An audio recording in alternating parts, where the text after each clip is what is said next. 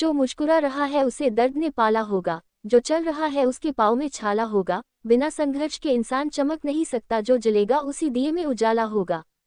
संघर्ष, क्यों बचे संघर्ष से? संघर्ष ही तो जीवन की आत्मा है। जितना कठिन संघर्ष होगा उतनी ही शानदार जीत होगी। एक बार एक किसान भगवान से बहुत ही नाराज हो गया। किसान बहुत मेहनती था, बहुत मेहनत से वह खेतों में अनाज उगाता, उसकी देखभाल करता, पर अक्सर उसकी फसल खराब हो जाती।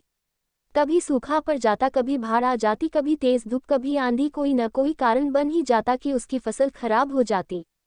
एक दिन वह किसान गुस्से में आसमान की ओर देखकर भगवान से कहा, हे ईश्वर, आपको लोग सर्वज्ञता मानते हैं कि आप सब जानते हैं, कहते हैं कि आपके इच्छा के बिना एक भी पत्ता नहीं हिलता, पर मुझे तो लगता है कि आप छोटी सी छोटी बात भी नहीं जानते। आपको तो ये भी नहीं पता कि खेती बाड़ी कैसे करते हैं। अगर आप जानते होते तो हर समय जो बाढ़, आंधी और तूफान आते हैं वो कभी नहीं आते। आप नहीं जानते कि कितना नुकसान उठाना पड़ता है हम किसानों को।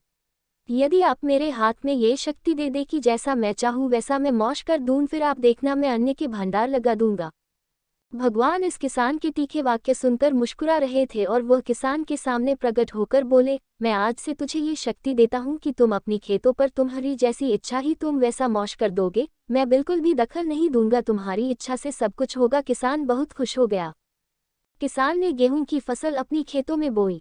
जब उसे लगा कि खेतों को धूप चाहिए तो खेतों को धूप मिले, जब पानी बरसना चाहिए तभी पानी बरसा। आंधी, तूफान, बाढ़ कुछ भी उसने अपने खेतों पर आने नहीं दिया। किसान के खेत में इस वर्ष ऐसी फसल हुई जैसी कभी नहीं हुई थी। हरी भरी लहलहाती फसल। मन ही मन वह बहुत खुश हो गया और सोचने लगा, अब सबूत के साथ दिखाऊंगा भगवान को कि इसे कहते हैं शक्ति का सही उपयोग। मेरी सफलता देखकर उन्हें अपने नियम जरूर बदलने पड़ेंगे। कुछ दिन गुजरे, फसल कटने को तैयार हो गए।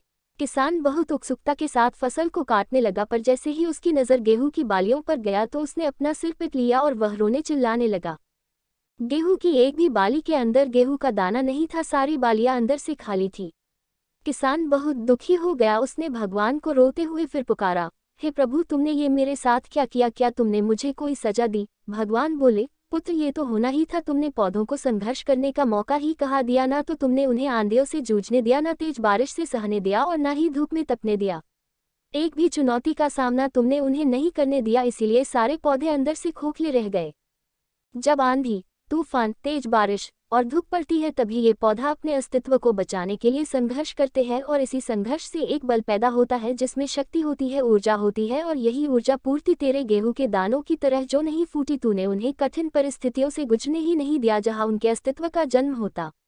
सारे बालियां इसीलिए खाली है, इसमें एक भी गेहूं का दाना इसलिए नहीं है क्योंकि तुमने अपने पौधों को संघर्ष कराया ही नहीं।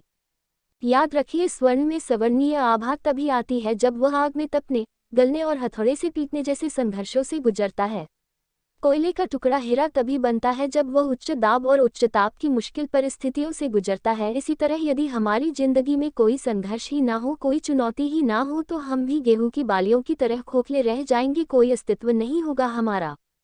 विपरीत परिस्थितियां, चुनौतियां, समस्याएं हमें और अधिक निखारती है। यदि जीवन में कठिन परिस्थितियां और चुनौतियां आए तो घबराना मत, बल्कि सामना करना। विश्वास करना कि आप और अधिक निखर जाओगे और अधिक मजबूत बन जाओगे। किसी ने कितना सही कहा है, जिंदगी जीना आसान नहीं होता, बिना संघर्ष कोई महान नहीं होता। जब तक ना पड़े हथौड़े की चोट तब तक पत्थर भी भगवान नहीं होता।